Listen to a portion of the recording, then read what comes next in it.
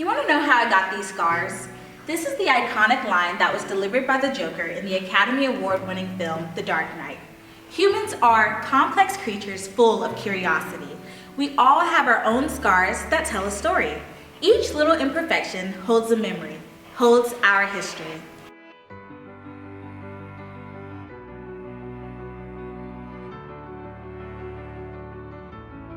Take today's guest, for example. Sierra is a senior at Albany State University pursuing her degree in mass communication.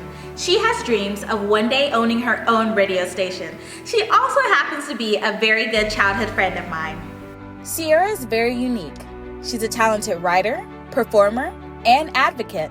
She was also born with cerebral palsy, a condition that affects her mobility. Hi, my name is Sierra Roberts, and these are my imperfections.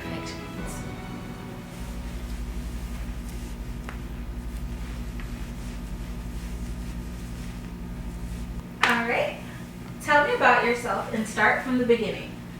So, I am Sierra Roberts. I am 21 years of age.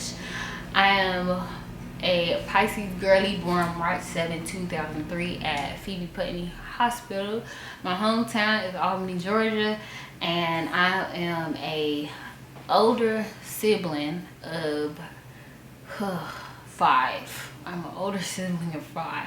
So my condition is called spastic diplegia cerebral palsy, and it affects the entire body, but specifically my lower extremities down from my hips onto my feet. This condition is chronic, meaning it doesn't go away. And me personally, I don't feel anything about my diagnosis. I particularly feel like I'm a normal person. I just got a little bit of twang, you know. The scars are, you know, a little commemoration. But before I got these scars, I was very, very big on why am I so different?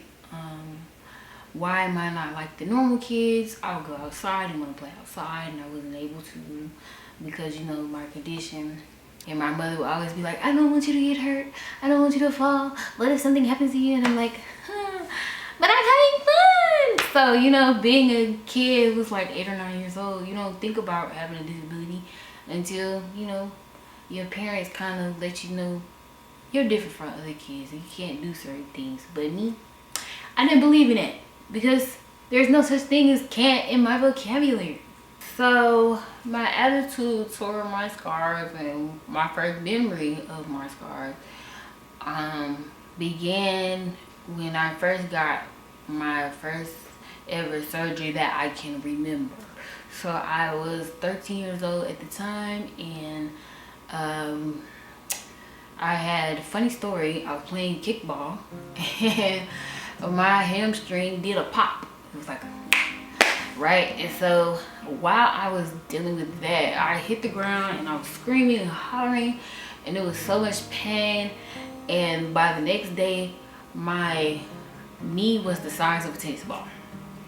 And so I didn't really think anything of it because I was tolerating the pain, you know, thugging it or whatever.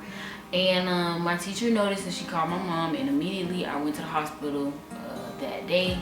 And when I got out of the hospital, room, out of the surgical room, I was in there for over 8 hours. And I looked down, and there were my knees, and they were all orange and stapled up. And I just remember thinking, I'm like I can't feel my legs. Like, I was really scared. And this was like the beginning of my journey of healing when it came down to getting my scars, accepting them and getting used to them. So to the girlies who feel like they can't do much with the disability, girl, don't worry about all that. Be concerned about what you can do and not what you can't do, because you can do everything. My imperfections are a sign of strength.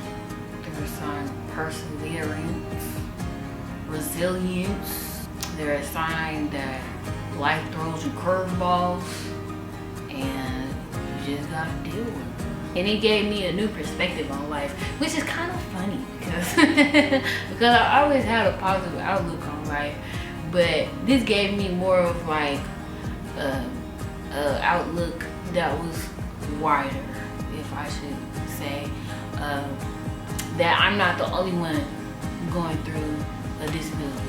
So that's pretty much it. Awesome.